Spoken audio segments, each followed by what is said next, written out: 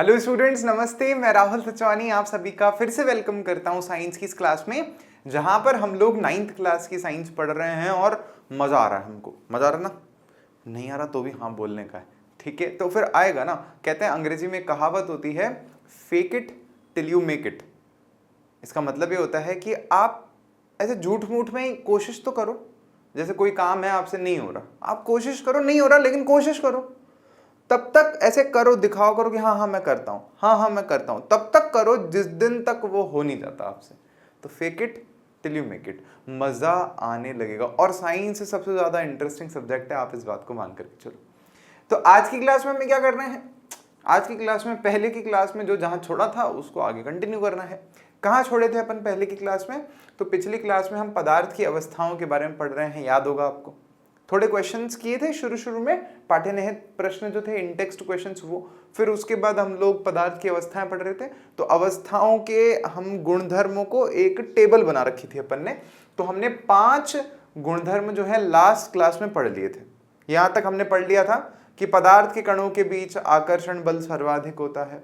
यहां पर द्रव में पदार्थ के कणों के बीच जो आकर्षण बल है वो थोड़ा कम होता है। किससे कम होता है? ठोस से कम होता है, लेकिन गैस से ज्यादा होता है। और गैस के साथ में क्या था कि गैस के कणों के बीच में जो आकर्षण बल होता है वो सबसे कम होता है, बहुत कम होता है। इसीलिए तो भागती रहती है गैस इधर उधर, एक जगह कहाँ रहती है, भाग जाती है एक दूसरे को छोड़ करके। तो यहां तक हम लोगों ने पढ़ लिया था। अच्छा, यहां खत्म हो गए क्या ये गुण? नहीं, अभी और भी है, थोड़े से और भी हैं। तो हम देखेंगे 5 और गुणधर्म हैं और फिर आगे बढ़ेंगे। तो आ जाओ 6th नंबर का अपन शुरू करते हैं फटाफट से। तो यहां कह रहे हैं हम लोग ठोस दृढ़ होते हैं। दृढ़ एकदम कड़क कठोर होते हैं ऐसे एकदम, ठीक है। तो यहां लिखा है देखो, बल लगाने पर भी इनका आकार नहीं बदलता। दृढ़, इसको इंग्लिश में बोलते हैं रिजिड। क्या बोलते हैं? रिजिड। कहीं लिख देता हूं मैं छोटा सा आपके लिए कि दृढ़ रिजिड को कहते हैं। दृढ़, यहां भी जैसे लिखा ना मैंने दृढ़, तो मैं यहां लिख देता हूं, इसको अंग्रेजी में कहते हैं रिजिड। रिजिड मतलब जिद्दी। आप बल लगा रहे हो, आकार ही नहीं बदल रहा है, जिद्दी लगा पड़ा है। तो कह रहे हैं उसका प्रकृति कैसी है? वो दृढ़ है, ठीक है। फिर द्रव के लिए कह रहे हैं, तो द्रव ठोसों से कम दृढ़ होते हैं, ठीक है। दृढ़ ये भी होते हैं लेकिन ये कम दृढ़ होते हैं। इनके जो कण हैं उनके बीच में बल इतने नहीं लग रहे होते। तो अगर आप इस पे थोड़ा बल लगाओगे तो आकार चेंज हो जाता है। वैसे इनका तो कोई आकार ऐसे कुछ खास होता ही नहीं है। लेकिन हाँ, हम कहते हैं कि जो रिजिड है वो कम है, दृढ़ कम होते हैं। द्रव किससे कम होते हैं? ठोस से कम दृढ़ होते हैं। फिर उसके बाद क्या कह रहे हैं? गैसें अत्यल्प दृढ़ होती है। दृढ़ता, रिजिडिटी गैसों की सबसे कम होती है, क्योंकि थोड़ा सा भी बल लगाते हो तो सब कुछ चेंज हो जाता है। सारा आकार, ये जहां भरे हुए हैं जो कुछ भी है सब बदल जाता है। तो दृढ़ता सबसे ज्यादा है, सबसे ज्यादा दृढ़ होते हैं। ये कम दृढ़ होते हैं और ये तो बिल्कुल ना के बराबर दृढ़ होती है। दृढ़ होती ही नहीं है ऐसा कहना चाहिए अपने को, ठीक है। नेक्स्ट पॉइंट देखेंगे हमारे पास में क्या है, इनका विसरण नहीं होता है। विसरण पढ़ लिया था हम लोगों ने, जिसको हम लोग अंग्रेजी में बोलते हैं डिफ्यूजन। यही लिख देते हैं आप लोगों के लिए, डिफ्यूजन। डिफ्यूजन बोले तो किन्हीं दो पदार्थों का अपने आप एक दूसरे में घुलना मिलना क्या कहलाता है? विसरण कहलाता है। अच्छा, कैसे सर? दो पदार्थ अपने आप एक दूसरे में कैसे मिलेंगे? तो अपन ने मान लो क्या किया, हमने थोड़ी सी शहद ली और उसको पानी में छोड़ दिया। अब वो अपने आप धीरे धीरे धीरे उसमें पानी में, आप देखोगे ना कभी शहद को ऐसे पानी में छोड़ के, थोड़ा सा डाल के छोड़ दो उसको, तो हल्की हल्की सी ऐसे पूरे पानी में फैलने लग जाती है, वो घुलने लग जाती है उसमें अपने आप से। अच्छा, और जैसे इंक वाला अपन ने एग्जाम्पल किया था, इंक की एक ड्रॉप ली, पानी में टपक छोड़ी, तो वो पूरा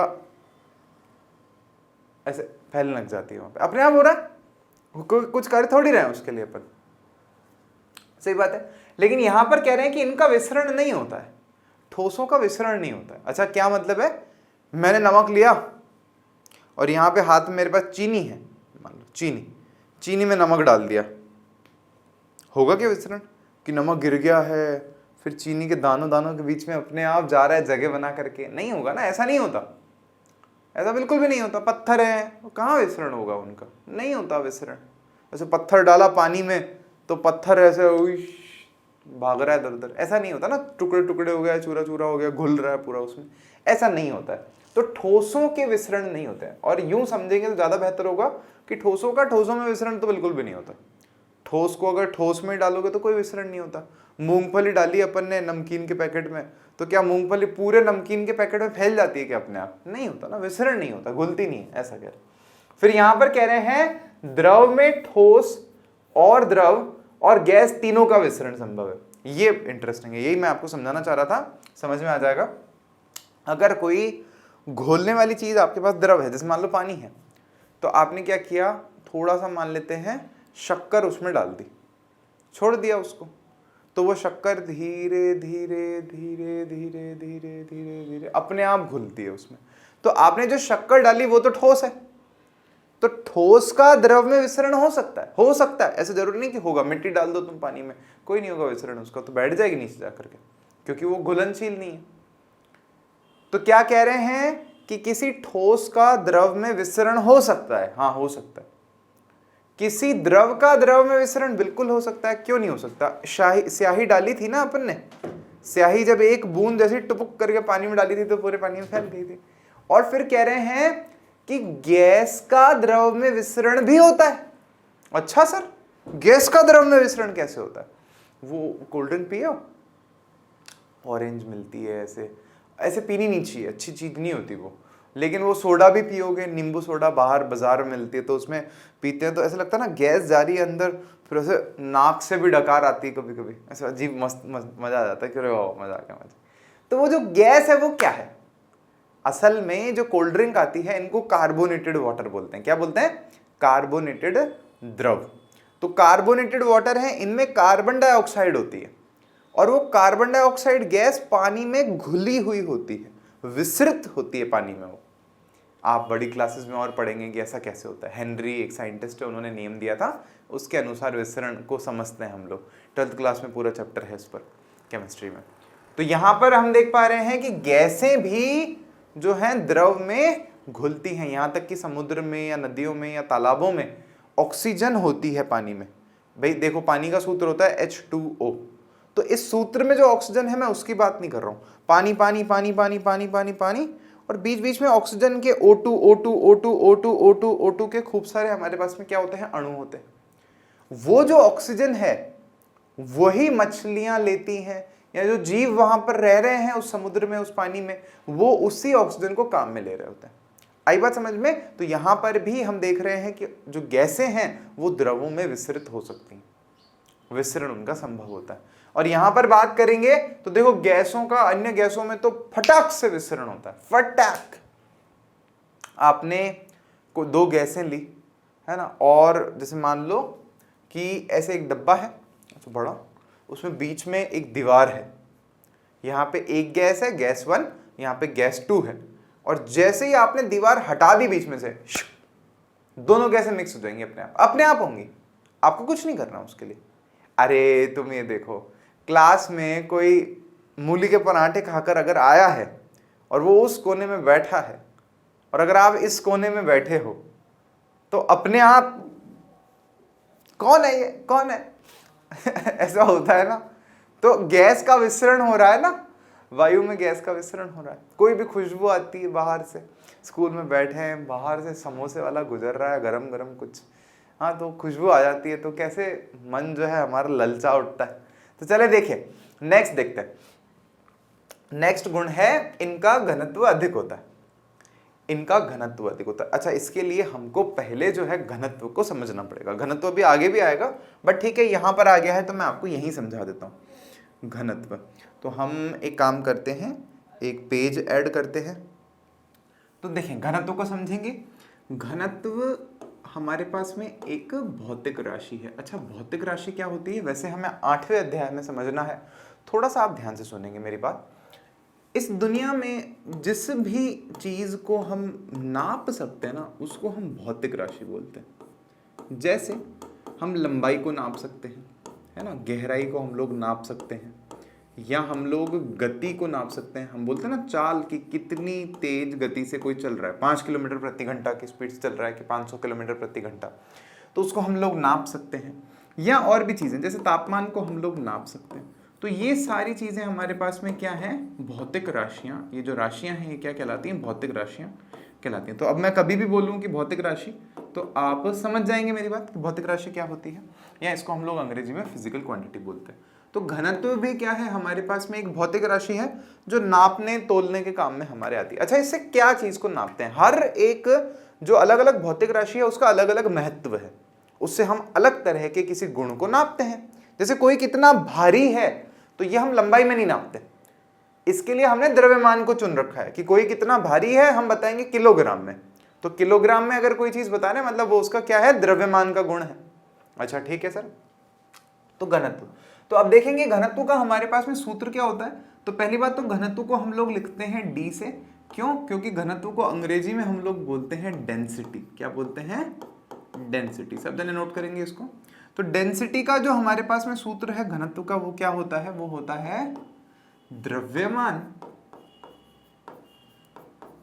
बटे आयतन। क्या है सर, द्रव्यमान बटे आयतन। देखो ये दोनों ही से आप परिचित होंगे, द्रव्यमान के बारे में भी आपको पता है और आयतन के बारे में भी पता है आपको। अच्छा, इसका महत्व क्या है, मतलब क्या करेंगे क्या इसका। तो पहले एक बार देख लो इसको शॉर्टकट में कैसे लिखते हैं। तो इसको ऐसे लिखते हैं D बराबर द्रव्यमान के लिए M और आयतन के लिए हम लोग लिखते हैं V, क्योंकि आयतन को हम लोग इंग्लिश में क्या बोलते हैं, वॉल्यूम, और द्रव्यमान को हम लोग इंग्लिश में क्या बोलते हैं, पता है सबको, द्रव्यमान को हम लोग बोलते हैं मास।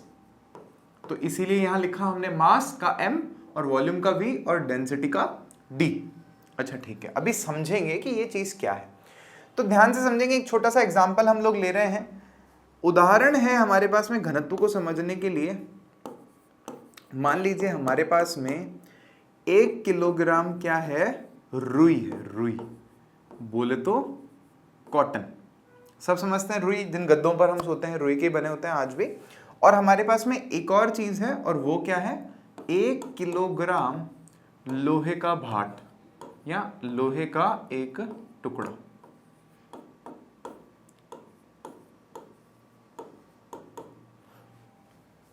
तो 1 किलोग्राम रुई कितनी होगी, अगर आप लेने जाओगे 1 किलोग्राम रुई तो कितनी होगी, इतनी सी, इतनी, इतनी, इतनी, हाँ हो सकती सर इतनी सारी। क्योंकि मैं जिस बिस्तर पे सोता हूँ तो कुछ टाइम पहले वो गद्दा बनवाया था, तो मैंने पूछा था उनसे अंकल से कितने किलो का बनता है, तो उन्होंने कहा था 4 किलो में बन जाएगा आपके लिए, अकेले तो सोते हो, बढ़िया बन जाएगा 4 किलो में। तो मैंने कहा 4 किलो में इतना बड़ा गद्दा बन जाएगा, बोले हाँ बन जाएगा, वो भी इतना मोटा, बोले हाँ बन जाएगा। ऑसम, मजा आया। तब तो मेरे को समझ में आया कि ये क्या कंसेप्ट है रुई का। 4-5 किलो में उन्होंने फिर मेरा गद्दा बना दिया था। तो हम मान लेते हैं कि 1 किलो रुई जो होगी ना वो इतनी बड़ी है, मान लेते हैं फॉर एग्जाम्पल। ऐसा उसका हमने गद्दा बना रखा है 1 किलो रुई का, थोड़ा टेढ़ा मेढ़ा भी कर दिया लो मैंने आप लोगों के लिए। और इसको 3D में अगर आप दिखाना चाहो तो आप लोग ऐसे बना लो, बस ऐसे करके। ये गद्दा है आपके पास में प्रॉपर,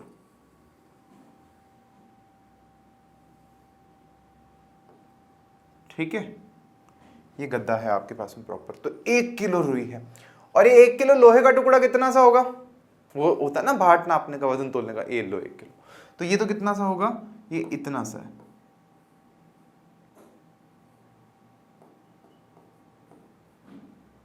ठीक बात है। तो ये बात समझ नहीं आ रही ना सर, ये जगह कम घेरता है,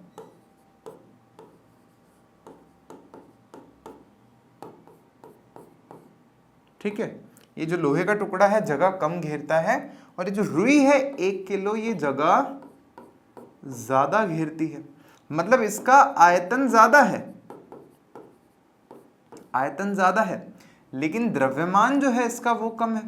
या द्रव्यमान तो वैसे इस केस में तो दोनों के बराबर ही है हमारे पास में, कम की तो बात ही नहीं हो रही, द्रव्यमान तो दोनों के बराबर हो गए।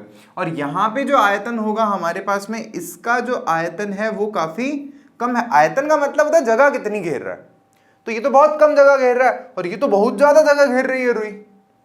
तो हम तुलना नहीं कर पा रहे, मतलब हमारे दिमाग में तो ऐसे बना हुआ है कि अरे 1 किलो का लोहा 1 किलो का सोना सेम ही होगा, और लोहा सोना तो चलो लगभग सेम ही होगा मान लेते हैं एक बार के लिए, लेकिन 1 किलो रुई और 1 किलो लोहा तो मतलब हमारे दिमाग में होगा कि इतनी सी होगी दोनों चीजें, नहीं, रुई तो इतनी सारी है और लोहा तो इतना सा ही है। तो हमें फिर लगा कि हमें एक और भौतिक राशि की जरूरत है जिसमें हम द्रव्यमान की तो बात करें ही करें, लेकिन साथ साथ में हम ये भी बता सकें कि आयतन कितना है उसका, या वो जगह कितनी घेरती है, जगह की भी बात हो, द्रव्यमान की तो बात हो ही हो, लेकिन साथ में ही अपने आप ही आयतन की भी बात हो जाए। तो हमने एक राशि बनाई जिसका मतलब है घनत्व, जिसका नाम है घनत्व। तो घनत्व हमें क्या बताता है, ध्यान से देखने की कोशिश करना इसकी परिभाषा के हिसाब से। देखो घनत्व, घनत्व अगर मैं कहूं, अगर ध्यान से समझना इसको, v बराबर हो जाए 1, आयतन बराबर हो जाए 1, मतलब 1 सेंटीमीटर क्यूब हो जाए या 1 मीटर क्यूब हो जाए, क्योंकि आयतन का सूत्र क्या क्यूब में चलता है ना, क्योंकि भुजाओं का गुणा हो जाता है या सेंटीमीटर का गुणा ऐसे हो जाता है तो क्यूब में आता है। तो मान लो कुल मिला के ये 1 हो जाए आयतन हमारे पास में, तो क्या होगा, तब हम लिखेंगे, तब हम कहेंगे d बराबर m, क्योंकि m अपॉन 1 हो जाएगा और 1 से डिवाइड दोगे तो कोई फर्क पड़ेगा नहीं।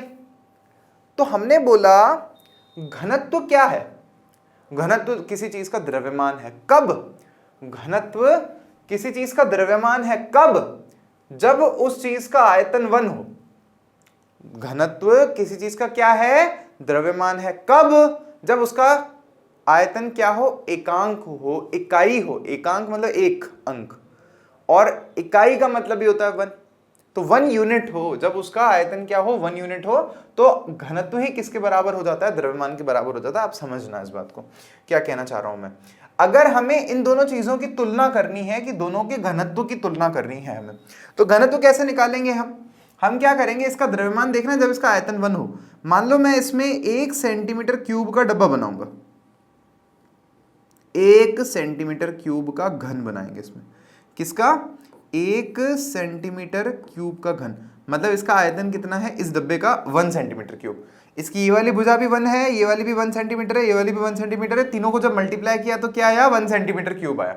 और सेम मैंने काम यहां पर भी किया, इसमें भी मैंने थोड़ा इसको बड़ा बना लेना चाहिए था मेरे को, मैंने छोटा सा मान लो इसके अंदर ही ऐसे डब्बा बनाया है छोटा सा, ये भी क्या है 1 सेंटीमीटर क्यूब, मैंने इसके अंदर का ले लिया।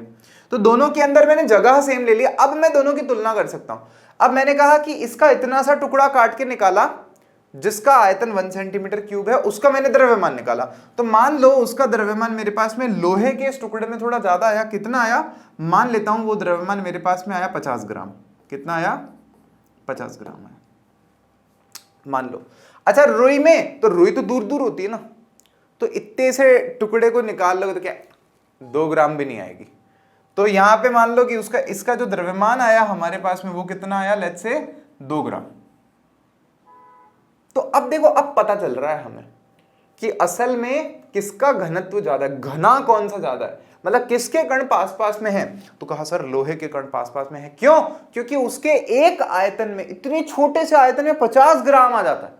और रुई का सर घनत्व कम है, बहुत कम है, क्योंकि उसके एक आयतन में कितना आता है हमारे पास में, बहुत कम ग्राम आ रहा है, 2 ग्राम ही आ रहा है 1 सेंटीमीटर क्यूब के डब्बे में। तो एक डब्बा ही इस लोहे का 50 ग्राम का है और इसका एक डब्बा जो है वो 2 ग्राम का ही है। तो इसीलिए ये फैली हुई ज्यादा है, आयतन इसका ज्यादा है, लेकिन घनत्व तो सर कम ही होगा और इसका घनत्व ज्यादा होगा। तो अगर किसी का घनत्व ज्यादा है तो ये समझना है कि उसके कण पास पास में है, भारी है, छोटी सी चीज भी ज्यादा भारी होगी। और किसी चीज का अगर घनत्व बहुत कम है तो इसका मतलब यह है कि उसके कण काफी दूर दूर हैं और वजन जो है उसका फैला हुआ है, बस ये है और कोई मतलब नहीं घनत्व का।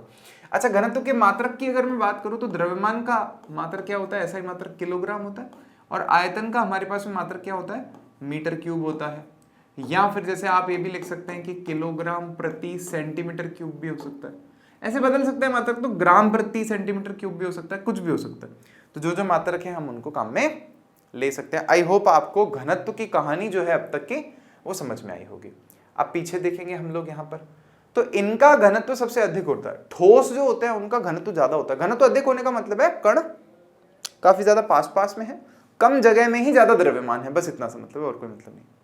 फिर द्रव के लिए कह रहे हैं, तो द्रव का जो घनत्व है ना ठोस से तो कम होता है, लेकिन गैस से ज्यादा होगा। वो समझ में आई क्या ना, गैस के तो कण बहुत ज्यादा फैले हुए, बहुत ज्यादा दूर है, तो उसका तो घनत्व बहुत कम है, लेकिन पानी के तो फिर भी पास पास में, तो पानी का घनत्व गैस से ज्यादा है, ठोस से कम है। गैस से अधिक होता है घनत्व और ठोस से कम होता है। इनका घनत्व सबसे कम होता है क्योंकि बहुत ज्यादा जगह घेरती हैं, बहुत कम द्रव्यमान में भी बहुत ज्यादा जगह घेरती हैं। 10 ग्राम गैस भी पूरे रूम में फैल जाती है, बताओ। तो आयतन इनका जो है बहुत ज्यादा होता है, इसीलिए घनत्व क्या हो जाता है, बहुत ही कम हो जाता है। एक छोटी चीज देखना, ऐसे आप ऐसे समझना कि है ना, यहां पर हमने देखा था अभी कि ये सूत्र क्या है, D बराबर m/v। तो देखना D के सामने है m और नीचे है हमारे पास में v, तो रिश्ता देखो कैसा है, अगर m बढ़ेगा तो d भी बढ़ेगा। किसी चीज का द्रव्यमान ज्यादा होगा तो उसका घनत्व ज्यादा होगा, लेकिन अगर किसी चीज का घनत्व बढ़ेगा ना, सॉरी आयतन अगर किसी चीज का बढ़ेगा, ये नीचे वाला अगर ज्यादा होगा तो ये चीज कम हो जाती है। ये उल्टा रिश्ता है ना, ये ऊपर बैठा है वो नीचे बैठा है, तो यूं समझ लो ये ऊपर आएगा तो ये नीचे चला जाएगा, ऐसे नीचे चला जाएगा मतलब कम हो जाएगा। आयतन अगर किसी चीज का ज्यादा होता है तो उसका घनत्व कम हो जाता है, ज्यादा जगह घेरेगा तो घनत्व कम होगा, ऐसा। अच्छा ठीक है, तो फिर उसके बाद हमारे पास में यहाँ पर नेक्स्ट पॉइंट है, और वो क्या है, इनके कई सारे पृष्ठ होते हैं। ये तो देखा है हम लोगों ने, ठोसों के कई सारे पृष्ठ होते हैं। जैसे ये रहा मेरा फोन यहाँ पर, तो इसके सतह है, ये वाली सतह है, एक सरफेस है, नीचे वाली दूसरी है, ये वाली तीसरी है, ये वाली चौथी है, ये वाली पांचवी है, ये वाली छह है, छह सरफेस हैं इसकी। लेकिन द्रव के साथ में ऐसा नहीं होता, लिक्विड के साथ में ऐसा नहीं होता। सतह लिक्विड की कितनी होती है सतह, एक सतह होती है ऊपर ऊपर वाली। जैसे बाल्टी में पानी भर रखा है आपने, तो बस ऊपर एक सतह है, चारों तरफ वाली तो कोई सतह है ही नहीं उसकी। समुद्र में गए तो ऊपर सतह जो दिख रही है वही है, और कोई सतह थोड़ी है, साइड में से सतह होती नहीं है। और तीसरा क्या है हमारे पास में, इनके कोई पृष्ठ नहीं होते, गैस का कोई पृष्ठ नहीं होता। गैस है कोई हवा में, देख लो कहाँ कोई है क्या सतह वतह, कुछ नहीं, बड़ा सिंपल है। फिर इसके बाद क्या लास्ट पॉइंट हमारे पास में, चित्रानुसार ठोस के अणु पास पास होते हैं। तो चित्र का है, चित्र अगले पेज पे बना लेंगे। तो चित्रानुसार ठोस के अणु पास पास होते हैं, द्रव के हमारे पास में थोड़े दूर होते हैं, और जो गैस के अणु हैं वो बहुत ही ज़्यादा दूर दूर होते हैं। तो इसके लिए एक चित्र है हमारी बुक में, तो बुक वाला नहीं भी बनाएंगे तो अपन खुद से बना सकते हैं, तो अभी बना के दिखाते हैं। तो यहाँ देखेंगे कि ये मान लीजिए ये ठोस पदार्थ है हमारे पास में, कोई सी भी चीज़ है। जैसे बुक में क्या कर रखा है कि मान लो खाना खाने की प्लेट बना रखी है, और इसके ये नीचे स्टैंड भी ऐसे पूरा प्रॉपर एकदम बना हुआ है, ठीक है। खाना खाने की प्लेट है या जो भी है, ये टोपी बना दी मैंने। इसका मान लो इतना सा टुकड़े को हम खोल करके देख रहे हैं कि इसके अंदर कण कैसे हैं, मतलब इसको ना हम 10,000 गुना बड़ा करके देख रहे हैं, 10,000 गुना। तो हमें क्या दिख रहा है कि सर कण एकदम ऐसे ठूस ठूस करके चिपक करके बैठे हैं एकदम ऐसे। इनके स्ट्रक्चर के बारे में भी आप लोग 12th क्लास में जो है विज्ञान की किताब में ज़्यादा पढ़ते हैं, वहाँ पर एक पूरा का पूरा अध्याय है, इसको हम लोग कहते हैं ठोस अवस्था। तो वो ठोस अवस्था में कैसी व्यवस्था है कणों की, उस पर परमाणुविक स्तर पर जाकर के हम लोग चर्चा करते हैं। तो ये तो हो गया ठोस का। फिर है हमारे पास में द्रव। तो द्रव क्या है, मान लीजिए हमारे पास में एक ऐसे कंटेनर है, वेसल है एक, और उसमें हमारे पास में अंदर कोई द्रव भरा हुआ है, मान लीजिए पानी ही भरा हुआ है हमारे पास में। और इसको जब हम पास पास में आकर के देखते हैं हजारों गुना बड़ा करके, तो हमें क्या देखने को मिलता है कि कण जो है थोड़े दूर दूर है, ऐसे थोड़ी जगह है बीच में, इसीलिए वो चल फिर पाते हैं इतना, एक दूसरे से थोड़ा दूर दूर जा पाते हैं। और इनके बीच में तो क्या इतने पास पास में है कि सारे एक दूसरे को चिपक करके बैठे होते हैं, खींच रहे होते हैं एक दूसरे को अपनी तरफ। ये वाली चीज़ हमें देखने को मिलती है। और लास्ट हमारे पास में क्या है, तीसरी अवस्था गैस है। और गैस में हम लोग देखते हैं कि जो कण है वो काफ़ी ज़्यादा दूर दूर हैं। जैसे मान लीजिए ये एक हमारे पास में एक परफ्यूम की बोतल है, क्या है, परफ्यूम है, ये ढक्कन लगा हुआ है और इस पर लिख देते हैं अपन लोग परफ्यूम।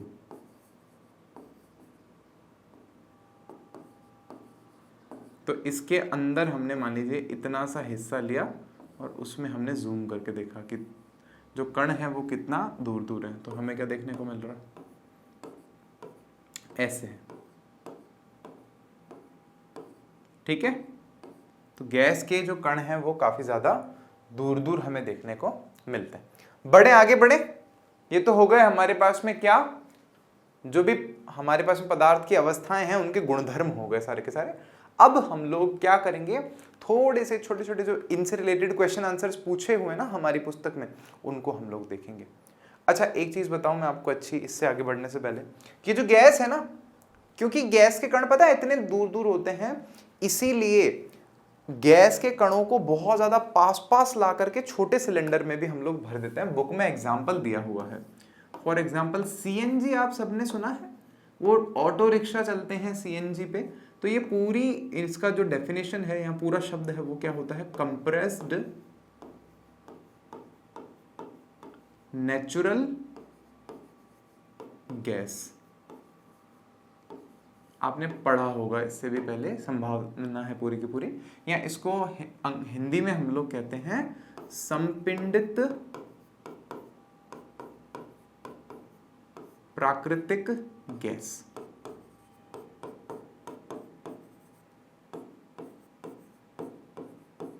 करेक्ट। और एक और शब्द होता है हमारे पास में, कभी कभी परीक्षा में ना इतने आसान आसान से उदाहरण हमसे क्वेश्चंस पूछ लेता है, जैसे हमको लिख के दे देता है कि एलपीजी का पूरा नाम बताएं, तो हम क्या लिखते हैं, एलपीजी का पूरा नाम लिक्विड पेट्रोलियम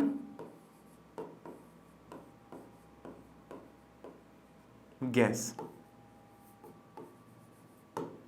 या इसको हम लोग कहेंगे द्रवित पेट्रोलियम गैस। लिक्विड के लिए द्रवित पेट्रोलियम और गैस। ठीक बात है। तो ये हम ध्यान रख सकते हैं। एलपीजी सिलेंडर हमारे घर में आता है, तो उसमें कणों को इतना पास पास में ठूस ठूस के भर रखा है अपन ने कि उसको हम 1 महीना भर उससे खाना बना लेते हैं। 1 महीना भर उससे गैस हमसे आग लगा के खाना बना लेते हैं। तो इसका मतलब काफी ज्यादा पास पास में है कण गैस के। और यहाँ पर आप देखेंगे कि सीएनजी है हमारे पास में, तो ये कंप्रेस्ड नेचुरल गैस, कंप्रेस करने का या संपीड़ित करने का मतलब ही यही होता है कि हमने नेचुरल गैस को, नेचुरल गैस क्या होती है, मीथेन होती है वैसे हमारे पास में, CH4 बताएंगे उसके बारे में कभी आपको। तो उस गैस को कंप्रेस करके इसे दबा दबा के पास में लाके उसमें टंकी में भर रखा है। और यहाँ पर आप देखोगे ना, लिक्विड जब क्या होता है कि कणों को, गैस के कणों को इतना पास में ले आते हो वो लिक्विड अवस्था में आ जाते हैं, वो मैं बताऊंगा अभी आपको, आगे बताऊंगा। तो ये हमारे पास में 2 उदाहरण है ऐसे गैसों को पास पास में लाके भरने के। आगे देखते हैं नेक्स्ट। तो नेक्स्ट हमारे पास में पाठ्यनिहित प्रश्न हम देखेंगे। तो पाठ्यनिहित प्रश्न पाठ के बीच के क्वेश्चन से कुछ एक। पहला प्रश्न है हमारे पास में, बढ़ते हुए घनत्व के क्रम में निम्नलिखित को व्यवस्थित करें। कि ज्यादा घनत्व, पहले सबसे कम घनत्व वाला, फिर ज्यादा घनत्व वाला, फिर उससे ज्यादा, फिर उससे ज्यादा, ऐसे बताना है। तो वायु है, चिमनी का धुआं है, शहद है, जल है, चौक है, रुई है और लोहा है। तो देखो सबसे कम घनत्व किसका है, आप ये बताओ। सबसे कम घनत्व किसका है, मतलब सबसे ज्यादा जगह कौन घेर रहा है, सबसे हल्का कौन है। तो सबसे हल्का हमें साफ साफ यहां पर दिख रहा है कि सर सबसे हल्का तो वायु ही है, हवा। मतलब इतनी हल्की है कि तो हर जगह फैली हुई है, आयतन बहुत ज्यादा है इसका और द्रव्यमान बहुत कम है। अच्छा फिर इसके बाद तो देखो, अगर मैं चिमनी के धुएं की तरफ अपना ध्यान ले जाऊं, तो चिमनी का धुआं असल में हवा ही है, लेकिन इसमें थोड़े थोड़े आपने देखा होगा चिमनी के धुएं में क्या होता है, वो जहां ईंटें सिकती हैं तो वहां ऊपर काले काले काले काले काले ऐसे दाने हवा में उड़ रहे होते हैं, काला काला धुआं निकल रहा होता है। तो वो क्या है, असल में प्रदूषक हो सकते हैं, या छोटे छोटे कण हैं, राख के कण हैं या दूसरे कण हैं। तो अब वो छोटे छोटे कण और आ गए हवा में, तो हवा को उन्होंने थोड़ा भारी कर दिया। तो जो चिमनी का जो धुआं है तो वो भी गैस, लेकिन वो थोड़ा सा भारी है, थोड़ा सा उसका द्रव्यमान ज्यादा है। तो द्रव्यमान अगर ज्यादा है तो फिर उसका घनत्व थोड़ा सा ज्यादा होगा। द्रव्यमान ज्यादा है तो घनत्व ज्यादा हो सकता है, आयतन अगर ज्यादा है तो घनत्व कम होगा, है ना। तो दूसरे नंबर पे कौन है हमारे पास में, चिमनी का धुआं। फिर इससे ज्यादा घनत्व किसका है, देखो आप, जल का है या रुई का है या लोहे का तो है ही नहीं, छोड़ो उसको। तो यहाँ पे क्या है, शहद का तो नहीं है, शहद का तो काफी ज्यादा होता है। जल का या रुई का, बोलो। जल का घनत्व ज्यादा है या रुई का घनत्व ज्यादा है। बिल्कुल सही सोच रहे हो आप। रुई का जो घनत्व है वो चिमनी के धुएं से ज्यादा है, लेकिन जल से कम है अभी भी, है ना, जल से अभी भी कम है। फिर इससे ज्यादा घनत्व किसका है, तो इससे ज्यादा घनत्व है हमारे पास में जल का, इससे ज्यादा घनत्व हमें किसका दिख रहा है? साफ साफ दिख रहा है, देखो जल से ज्यादा कौन है? चौक है या शहद है? तो सर शहद होगा, पहले शहद होगा, फिर इससे ज्यादा किसका है? इससे ज्यादा इसका है हमारे पास में चौक का, और इससे भी ज्यादा किसका है हमारे पास में? सबसे ज्यादा लोहे का घनत्व है। सबसे ज्यादा भारी इन सब चीजों में कौन सा है? लोहा। सबसे थोड़ा सा भी लोगे तो बहुत ज्यादा भारी है, ऐसे कहने का मतलब है। तो किसी तत्व के प्रति इकाई आयतन के द्रव्यमान को क्या कहते हैं? घनत्व कहते हैं। ये घनत्व की परिभाषा है, इसको आप लिख सकते हो कि प्रति इकाई आयतन का द्रव्यमान ही क्या कहलाता है? घनत्व कहलाता है। इसका मतलब यह है कि अगर नीचे जो आयतन है अगर वो 1 हो जाए, वो क्या हो जाए? इकाई हो जाए। आयतन क्या हो जाए? इकाई हो जाए, तो उसका जो द्रव्यमान है चीज का वही क्या होता है? घनत्व होता है। तो किसी वस्तु के इकाई आयतन का जो द्रव्यमान है ना, वही क्या होता है? घनत्व होता है। और ये घनत्व के बढ़ते हुए क्रम में हमने यहां पर भी जमा दिया उसको, वही है जो हमने ऊपर सीक्वेंस तय किया था। नेक्स्ट क्वेश्चन देखेंगे, तो ये क्वेश्चन है सेकंड का ए, पदार्थ की विभिन्न अवस्थाओं के गुणों में होने वाले अंतर को सारणीबद्ध कीजिए। तो कह रहा है जो विभिन्न अवस्थाओं के जो गुण हैं उनके अंतर सारणी में लिख करके बताओ। तो हमने लिखे थे ना अभी पीछे 10 अंतर सारणी बना रखी है, तो ये आप अपने आप से करेंगे, ये उसी को ही लिखने के लिए कह रहे हैं हमें। तो इसको मैं HW या DIY कह रहा हूं, डू इट योरसेल्फ, ये आप अपने लेक्चर में से देख करके कर सकते हैं। और फिर इधर सेकंड का बी है हमारे पास में, निम्नलिखित पर टिप्पणी कीजिए। दृढ़ता, संपिंडता, तरलता, बर्तन में गैस का भरना, आकार, गतिज ऊर्जा और घनत्व। तो आ जाओ करते हैं, एक एक पर चर्चा करेंगे। तो सबसे पहला है हमारे पास में दृढ़ता या रिजिडिटी। तो दृढ़ता हम पढ़ चुके हैं क्या है कि किसी भी पदार्थ का वो गुण है जो हमें उस पर बल लगाने पर उसके आकार में परिवर्तन का विरोध करता है। आकार में परिवर्तन होने नहीं देता। जितनी चीज ज्यादा दृढ़ होगी, जिद्दी होगी, अकड़ू होगी, उतना ही वो आकार में परिवर्तन नहीं होने देगी। तो यहां पर पढ़ें एक बार, पदार्थ का वह गुण जो उसे बाह्य बल के विरुद्ध या बाह्य बल के खिलाफ अपने आकार को बनाए रखने की चेष्टा करता है, या अपने आकार को बनाए रखने की चेष्टा का मतलब है कोशिश। थोड़ी भारी भारी हिंदी हो गई यहाँ पे, खैर हिंदी तो हमारी मातृभाषा है तो हम समझ जाएंगे। थोड़े ऐसे शब्द भी हमारी जीवन कोश में रखेंगे, शब्द कोश में रखेंगे। तो यहाँ पर देखेंगे हम लोग क्या कह रहे हैं कि पदार्थ का वो गुण है जो बाहर से बल लगाने के बावजूद भी खुद का आकार बनाए रखने की पूरी कोशिश करता है, वही क्या है? दृढ़ता है। तो ठोस में कणों के बीच में आकर्षण बल बहुत ज्यादा होता है, इसीलिए ठोस बहुत ज्यादा दृढ़ होते हैं, बहुत ज्यादा जिद्दी होते हैं और अपना आकार आसानी से नहीं बदलते हैं। बहुत सरल है। और द्रव और जो हमारे पास में गैसें हैं वो दृढ़ नहीं होते हैं, बड़े कम दृढ़ होते हैं, दृढ़ नहीं होते हैं, ऐसा। फिर इसके बाद क्या है हमारे पास में? संपीड्यता, या इसको बोलते हैं कंप्रेसिबिलिटी। तो ये एक गुण है, ये वह गुण है किसी भी पदार्थ का जिसके कारण हम उसके कणों को बल लगा करके पास पास मिला सकते हैं, इसको हम संपीड्यता बोलते हैं। और इसका उदाहरण बड़ा सिंपल है, जैसे मान लीजिए एक हमारे पास में पिस्टन है, ये एक चीज होती है पिस्टन। अच्छा, पिस्टन कहाँ होता है ध्यान देंगे हम लोग। आप लोगों ने ऐसे टीवी का वो टीवी में एडवर्टाइज आता है ना इंजन का, ये वाला तेल डालें गाड़ी में, ऐसे बाइक में तो उसमें कोई इंजन चलते हुए दिखाते हैं, तो ये वाला तेल डालेंगे तो लंबी चलेगी गाड़ी, अच्छी चलेगी, ऐसा बोलते हैं वो लोग। ऑयल जो डालते हैं तो वो कहते हैं, ऐसा पिस्टन दिखाते हैं। अब नेक्स्ट टाइम आप देखना, ऐसे एक ऐसे हथौड़े जैसा होता है ऊपर, और इसके ऊपर कुछ कुछ कुछ ऐसे होते हैं, और ये ना ऊपर नीचे होता है, दुचुक दुचुक दुचुक दुचुक दुचुक दुचुक दुचुक दुचुक दुचुक दुचुक।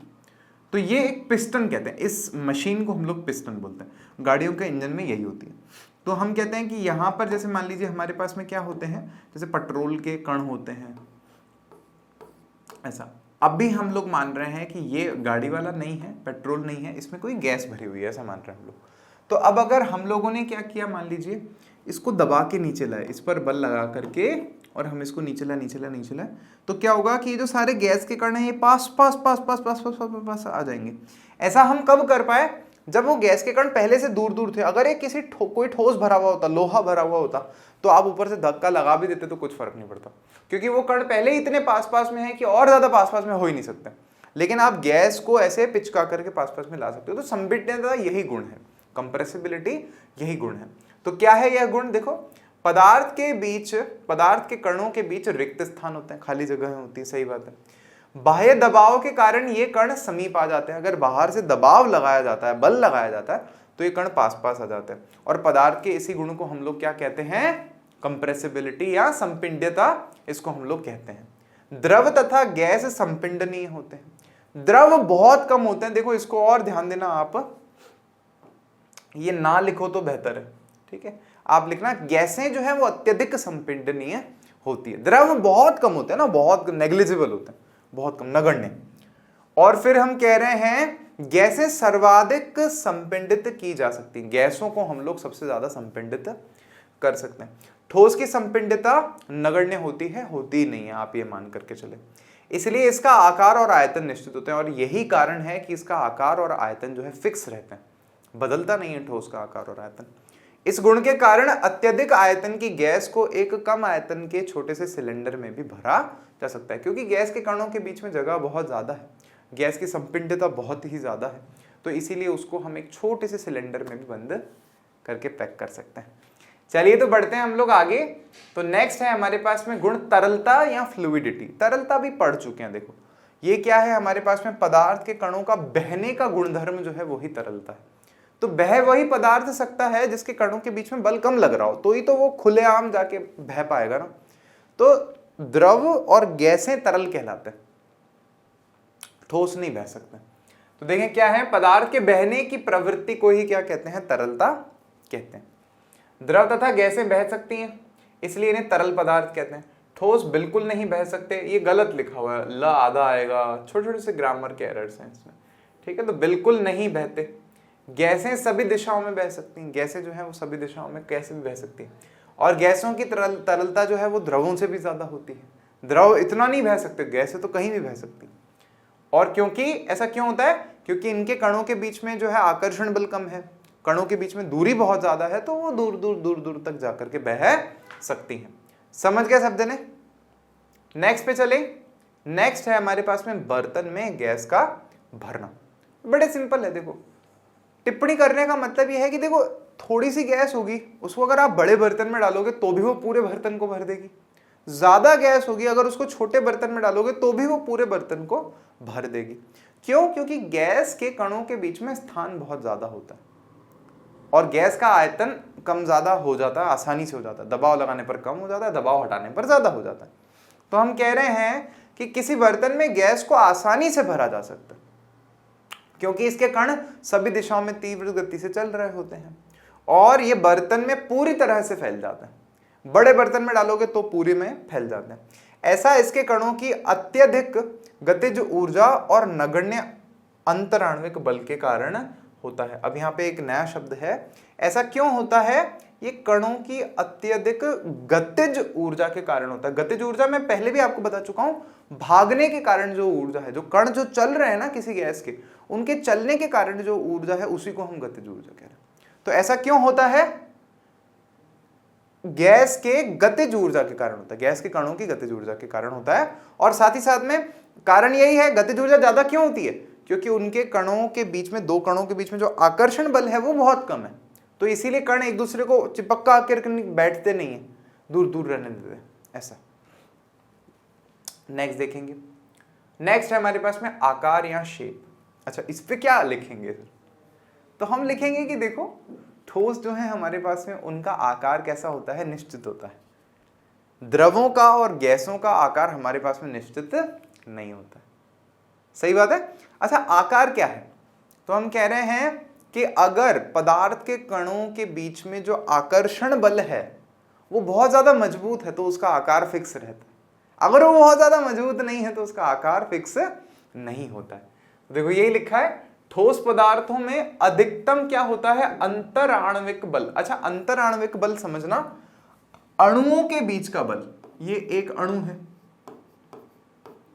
और ये दूसरा अणु है, इनके बीच में जो आकर्षण बल लग रहा है ना, ये इसको अपनी तरफ खींच रहा है, ये इसको अपनी तरफ खींच रहा है, तो इसी को अंतर अणुक बल, एक तरह से अंतराण्विक बल, अणुओं के बीच में लगने वाला बल क्या कहलाता है? अंतराण्विक बल। तो हम कह रहे हैं कि ठोस पदार्थ के जो कण हैं उनके बीच में अंतराण्विक बल, या इसको अंग्रेजी में बोलते हैं इंटरमॉलिक्यूलर फोर्स, इंटर अंतर, और मॉलिक्यूल, मॉलिक्यूल बोलते हैं अणु को, तो इंटर मॉलिक्यूलर फोर्स ये अधिकतम होता है ठोस में, ये अधिकतम होता है, मैक्सिमम होता है, इसीलिए इनका आकार कैसा होता है, निश्चित होता है। कोई आपसे पूछ ले कि ठोस ठोस क्यों है, ये ऐसे बोर्ड जैसा क्या पिघल क्यों नहीं जाता है, तो बोले क्यों, क्योंकि इनके जो कण है उनके बीच में अंतराण्विक जो बल है वो सबसे ज्यादा है, इसलिए ऐसे है। जबकि द्रव तथा गैस उस बर्तन का आकार ग्रहण कर लेते हैं जिनमें उन्हें रखा जाता है, इनका शिकार निश्चित नहीं होता। देखो क्या लिख दिया इन्होंने टाइपिंग में, इनका शिकार, शिकार नहीं है, ये आकार है, इनका आकार निश्चित नहीं होता, गैस और द्रव का आकार निश्चित नहीं होता। नेक्स्ट देखेंगे हमारे पास में, ये तो मिक्स ही हो गया यहाँ पर, इसको सही कर देंगे मिटा करके अपन। तो ये है आ से आम, ठीक है, और इसको ये जो विधा हटा दिया। हमारे पास में नेक्स्ट है गतिज ऊर्जा। गतिज ऊर्जा हम पढ़ चुके हैं। तो पदार्थ के कणों की गति के कारण उसमें जो ऊर्जा होती है, गति के कारण जो ऊर्जा होती है, उसे हम उसकी गतिज ऊर्जा कहते हैं। गैसों में गतिज ऊर्जा सर्वाधिक होती है, सबसे अधिक होती है, क्योंकि ये तेज गति से सभी दिशाओं में चलती हैं तथा कण तेजी से कंपन भी करते हैं, चलते रहते हैं, ठिचुक ठिचुक ठिचुक ठिचुक ठिचुक, बढ़ते रहते हैं, बढ़ते रहते हैं, चलते रहते हैं, चलते रहते हैं, तो इसीलिए ज्यादा है वहां पे। द्रव में गैसों से कम गतिज ऊर्जा होती है और ठोस में सबसे कम कणों में गतिज ऊर्जा होती है।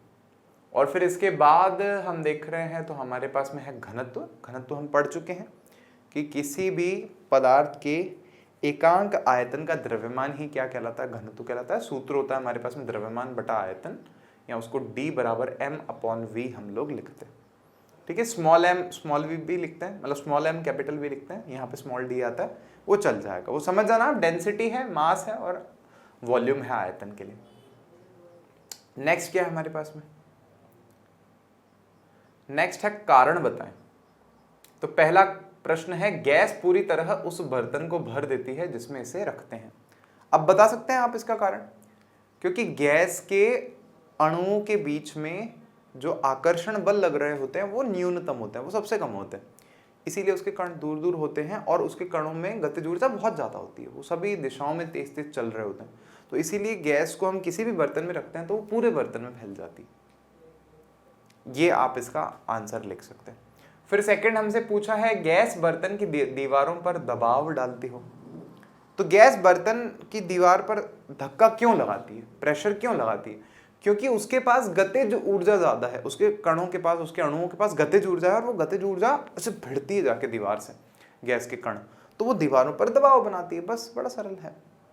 और फिर कह रहे हैं हम लोग, लकड़ी की मेज ठोस कहलाती है। जैसे यहाँ पे एक लकड़ी की टेबल रखी हुई है, इसको ठोस क्यों बोलते हैं हम लोग, बड़ा सिंपल है, क्योंकि इसका आकार भी निश्चित है और इसका आयतन भी निश्चित है।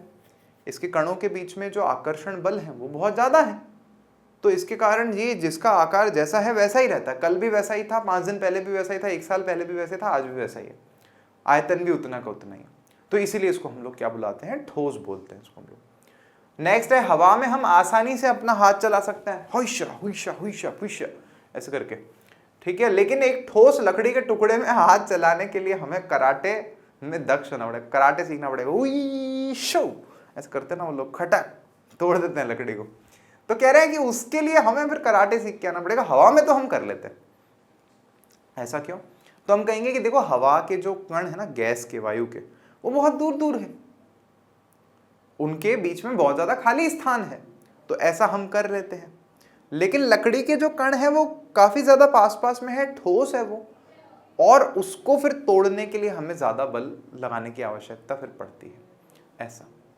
तो ये इनके आंसर लिखे मैंने, ऐसा नहीं कि नहीं लिखे। तो जैसे गैसों के कणों के बीच गतिज ऊर्जा अत्यधिक होती है तथा इनके बीच आकर्षण बल भी नगण्य होता है, इसी के कारण वो सभी दिशाओं में तेजी से विचरण कर सकती हैं तथा जिस बर्तन में हम उसे रखते हैं वो उसी में पूरा भर देती है उसे।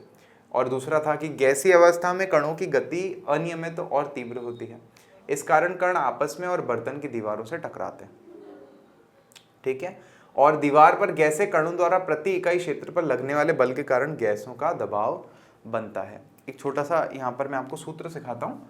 जैसे क्या, किसकी बात करते हैं हम, दबाव की बात करते हैं, यहाँ हम कहेंगे दाब की हम लोग बात करते हैं, दाब यहाँ प्रेशर।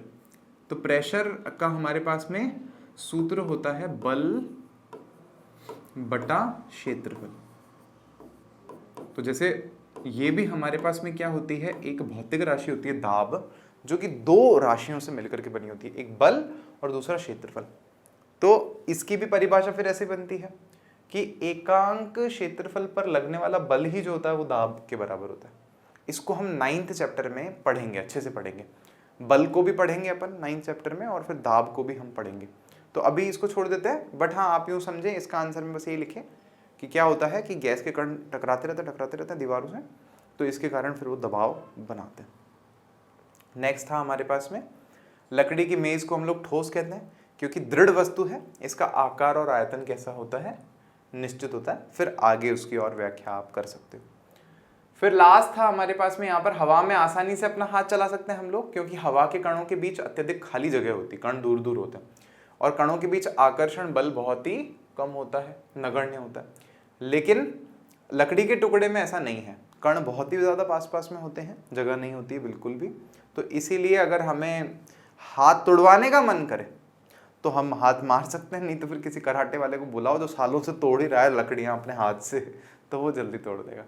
चलिए देखें अब नेक्स्ट क्या है हमारे पास में, लास्ट क्वेश्चन लेंगे आज की क्लास का। बड़ी लंबी क्लास हो गई आज आपकी, सो रहे हो गए, करे सर बस छोड़ दो सर, चलो पढ़ेंगे। तो क्या है, सामान्यतया ठोस पदार्थों की अपेक्षा द्रवों का घनत्व कम होता है। भाई हमें ऐसा देखने को मिलता है कि जो ठोस होता है उनका घनत्व ज्यादा होता है, और जो द्रव होता है उनका घनत्व कम होता है, सामान्यतः ऐसा होता है। लेकिन आपने बर्फ के टुकड़े को जल में तैरते हुए देखा होगा, पता लगाइए कि ऐसा क्यों होता है। आपने देखा कि बर्फ जो होती है ना, वो पानी के ऊपर तैर रही होती है। तो देखो द्रव के साथ में ऐसा होता है, सामान्यतः द्रवों के साथ में ऐसा होता है कि जब द्रवों को जमाते हैं हम लोग तो उनका आयतन कम होता है सामान्यतः। लेकिन पानी के साथ ऐसा नहीं होता, पानी को जब जमाते हैं ना तो उसका आयतन बढ़ता है। जल को जब हम लोग जमाते हैं, बर्फ जमाते हैं, तो उसका आयतन बढ़ जाता है, वो ज्यादा जगह पहले से घेरने लग जाता है। तो इसका आंसर असल में यही है कि जो बर्फ है उसका घनत्व जो है ना, वो पानी के घनत्व से क्या होता है, कम होता है, इसीलिए वो उस पर तैरने लग जाती है पानी पर। एक छोटी सी चीज आप लोग ध्यान रखेंगे, कोई भी चीज अगर उसका घनत्व पानी के घनत्व से कम है, फिर से सुने, कोई भी चीज अगर उसका घनत्व पानी के घनत्व से कम है तो वो पानी के ऊपर तैरती है। अगर घनत्व पानी के घनत्व से ज्यादा है तो पानी में डूब जाती है। कोई भी चीज जिसका घनत्व पानी के घनत्व से कम है तो वो तैरेगी पानी पे, नहीं तो वो उसमें डूब जाएगी। देखें एक बार यहाँ पर, बर्फ पानी के जमने से बनती है जिसकी संरचना में अत्यधिक रिक्त स्थान रह जाते हैं, खाली हवा के उसमें जगह रह जाती है, इसीलिए उसका आयतन जो है हमारे पास में वो बढ़ जाता है, थोड़ा घनत्व उसका कम हो जाता है। जो पानी में नहीं होता है, यह पिंजरे की तरह संरचना बना लेती है। बर्फ में क्या, जो उसके क्रिस्टल्स वगैरह बनते हैं पिंजरे की तरह बन जाते हैं, और उसमें थोड़ी थोड़ी खाली जगह बीच में रह जाती है। जैसे पिंजरे में क्या होता है, शीखें डंडियां वंडियां होती है, फिर बीच में थोड़ी खाली खाली जगह भी होती है, वैसे जिससे इसका आयतन उतनी ही मात्रा के जल से अधिक हो जाता है, तथा आयतन के बढ़ने से घनत्व जल से कम हो जाता है। इसका आयतन ज्यादा हो जाता है, बर्फ का जगह ज्यादा घेरने लग जाती है, तो जगह अगर ज्यादा घेरेगी, आयतन अगर ज्यादा होगा तो घनत्व कम हो जाता है। तो कह रहे हैं इसका घनत्व जल से कम हो जाता है और ये बर्फ के टुकड़े पर तैरने लगती है।